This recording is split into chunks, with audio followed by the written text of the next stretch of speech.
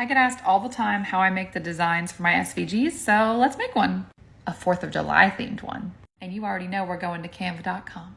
So yeah, go to canva.com, click create a design, type t-shirt, and select this first one. Now to kind of prime the creative pump, I usually go to the elements tab. That's here. And I just type whatever the topic is I'm gonna be using. Then I go to this little filter right here, and I only want static images, apply.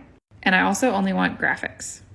So these are all things that can kind of help me think of a good design. Side note, if you want to sell your design, make sure you're only using free elements. And also make sure you're creating something new.